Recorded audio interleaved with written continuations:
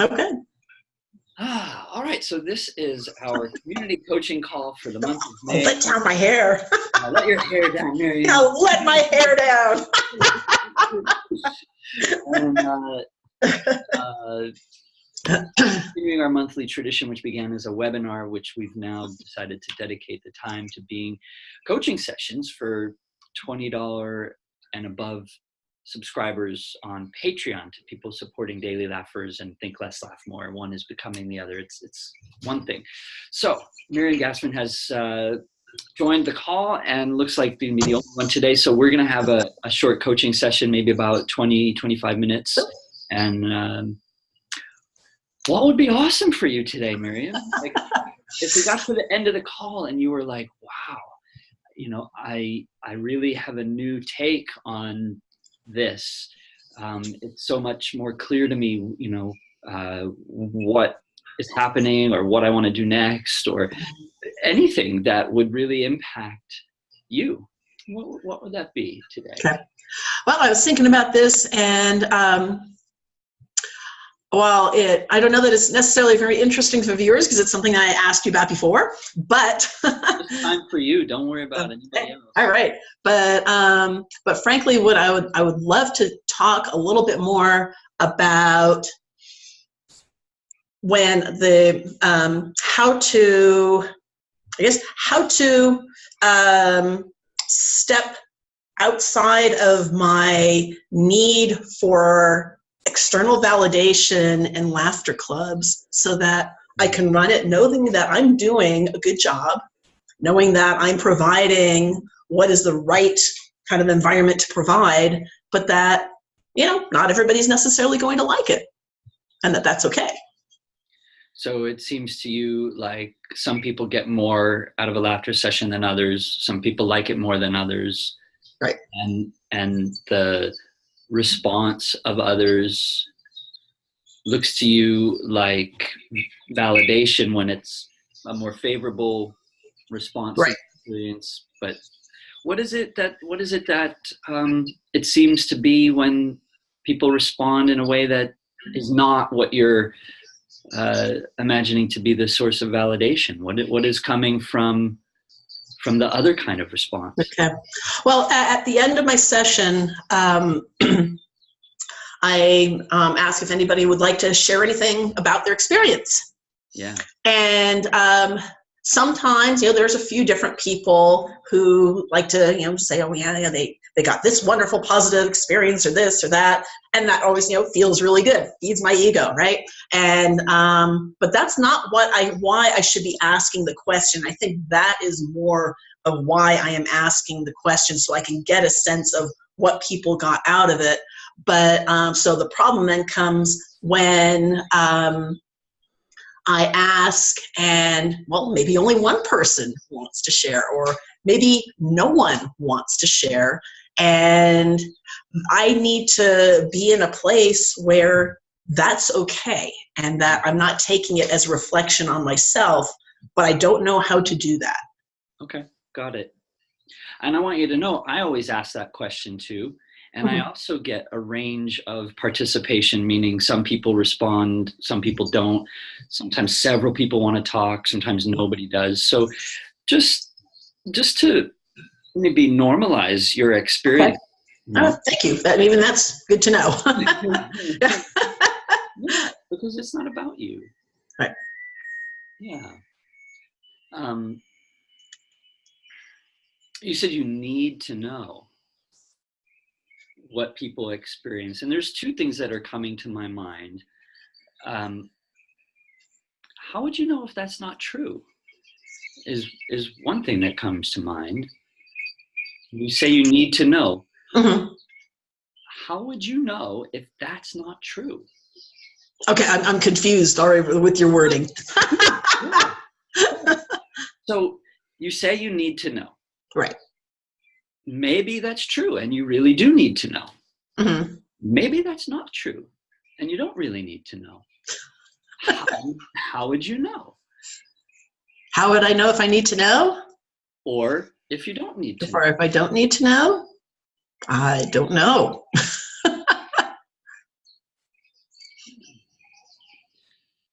That's okay. So, but yeah. So if I don't know if I don't know, and what do I do with my not knowing?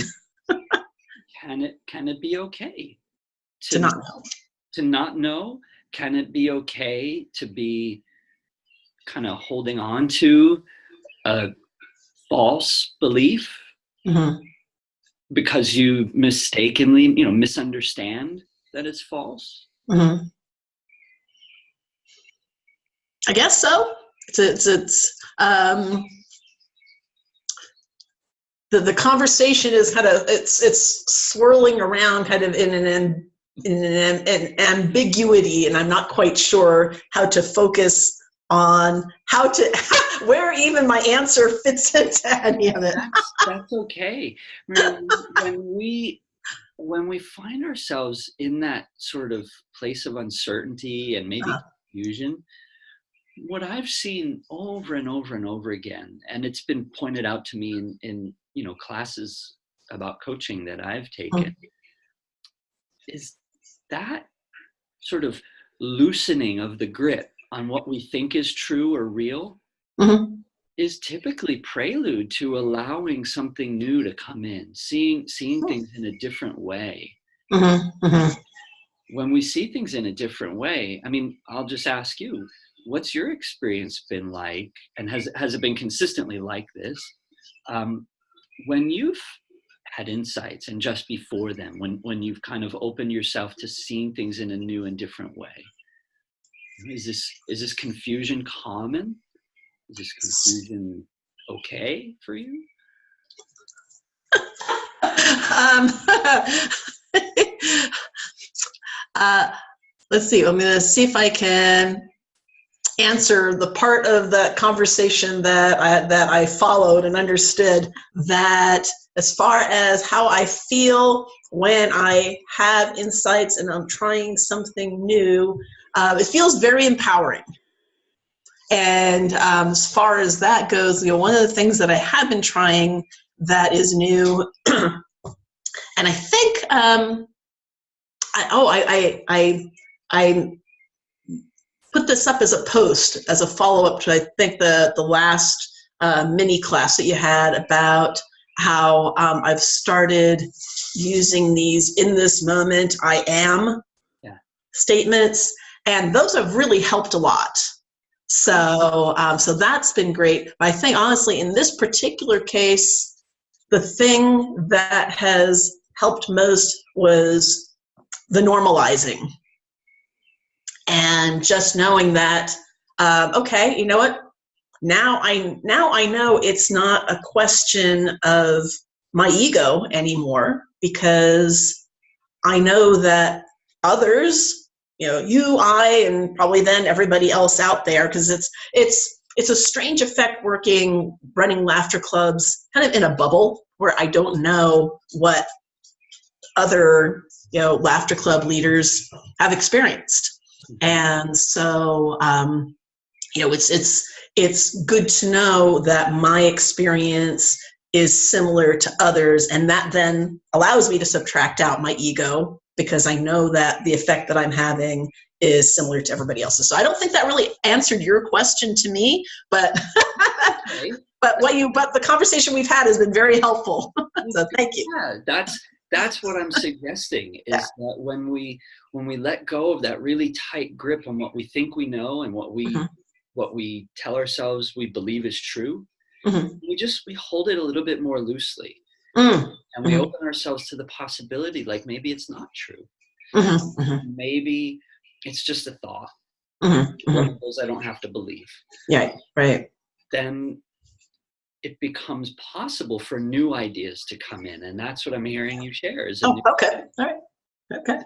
So that confusion is often an indicator of like readiness to accept or contemplate, at least, a new possibility that had just been precluded by the limitations of the old way of looking at a situation. So I never take somebody's confusion as a bad thing. And I suppose, without making it like a technique. I don't necessarily set out to confuse you, but No. but my ego doesn't have an issue with saying, Mhm. fuck, once again, I'm being misunderstood, you know? Like, if I can't communicate clearly and Miriam gets confused, I must suck as a coach. Actually, the opposite is true. You know, when Right. Miriam gets confused, it has to find a new idea and let it in and consider it. Mhm. It means it's probably going to create a temporary confusion, and it's a good sign to me. Mhm. Mhm. Mhm. So I wonder for you, if you imagine being in my role and the people in your club being like the people you're coaching. Mhm. I know leading a laughter session is not coaching, but if you could just consider it as a rough analogy. Sure. Sure. Yeah. So now you're the coach and the people in your laughter club are your laughter coaching clients, Mhm. and you do the session and you come to the end and you ask a question and nobody immediately comes forward with an answer. Is it possible they're just in that moment of confusion that you might confuse as a bad thing at first, but now what's new about how you look at that situation? Mm-hmm. Mm-hmm. I would say the biggest thing is new is that I wouldn't necessarily, in this particular case, that I wouldn't look at it as that they're necessarily confused, but that they're okay with not responding, and that's okay too. So you can be okay with them not responding, Right. Because they're okay about not Right. responding? Right. Well, it's now I will be. Now I will be. So what looks different then about the idea of ego and validation compared to a few minutes ago when we first started? What's different is the fact, again, the word that you use, that in sharing your experience, that it normalized it. That and I've had this kind of experience over the years with a whole lot of other different examples, that it's easy to experience something in a very negative way when you think that, oh my gosh, it was really bad that I did this or I felt this, when you don't know that that's normal. That there are handfuls or hundreds or thousands or whatever, even just one other person that has experienced that same thing, but that person was maybe more comfortable with themselves, or they're thinking about the situation. They were able to look at it in a broader sense and say, yeah, this is what happened, and that's okay, and that's normal. And then it's easier for me then to say, oh, okay, then it's okay. Well, I think that's a different perspective than the one we started with. And I wonder if it's necessarily the only other perspective that could be useful, or if there may be additional other perspectives that you could find useful. And I'll just point in a direction here and Okay. see what you see. What if you have an experience, and it could be the one you're talking about at the end of a laughter session, or it could be anywhere else in your life. Mm-hmm. And your initial perception of the experience is not what you were expecting it to be, not what you necessarily wanted it to be. You don't know if others have had the experience before you, so you lose that sort of normalcy barometer, if you will. Mm-hmm. Mm-hmm. What if that experience is completely groundbreaking because you are awesome? and you've come up with something new that's impacting people in a way that you don't have your other laughter colleagues to compare against. Mm-hmm. Mm-hmm. What if you're a groundbreaking trailblazer and not normal? That'd be pretty cool. It's a cool way to think about it. Yeah, it takes. I think it takes a whole different kind of inner strength to look at it that way, and Maybe. so Maybe. Or maybe it's pointing to just another misunderstanding that has acted like a filter for your Mhm. perception, and Mhm. you didn't recognize it as such. Mhm. Mhm. Is that possible? Yep, that's possible too. So Excuse me. what misunderstandings might be impacting your perception here about A, normalcy, B, the need for validation, and maybe C, like your okayness about it all. Mhm. Mhm. What misunderstandings? I guess it would then be that I don't need the external validation, and I don't need then that normalcy barometer that it's okay to have my own path.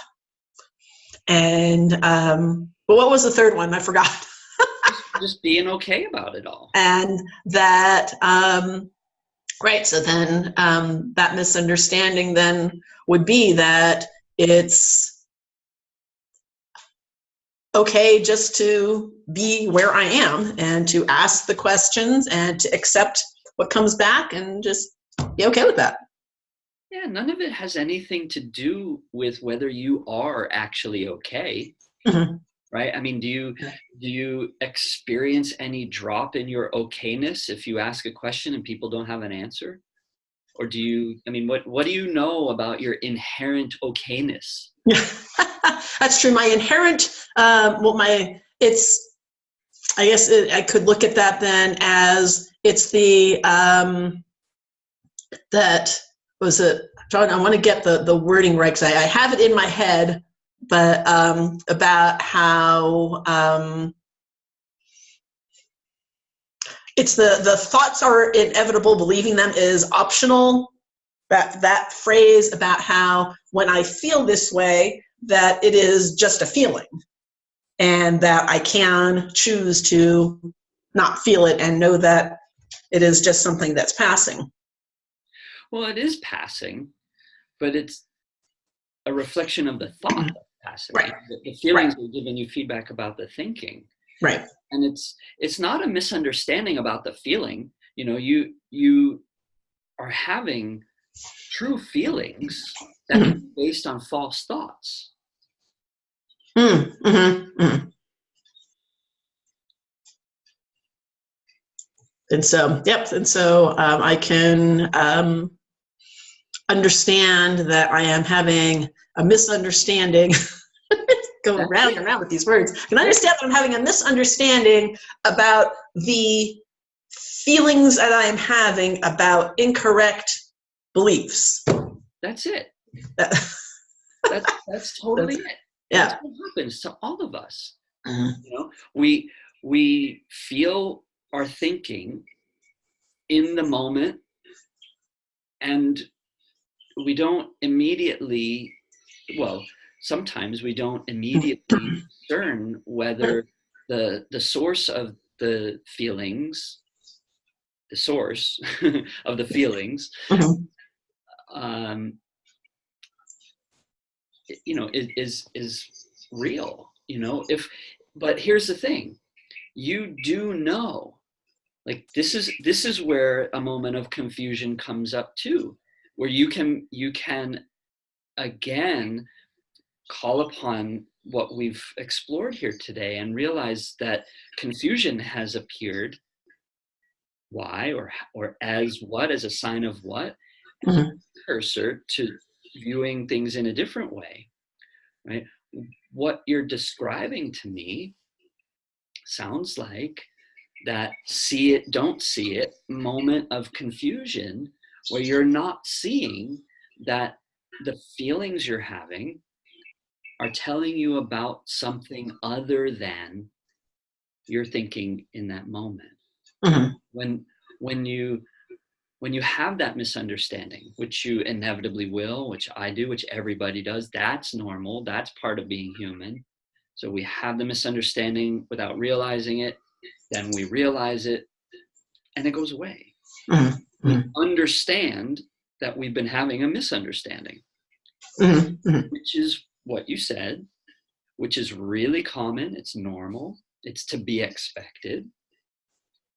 It's not a problem. That's that moment of awareness where we realize we've gone outside in. Mm-hmm. But that's not how life works, is it? Okay. We I think I follow that. we're exploring the inside out understanding. Right.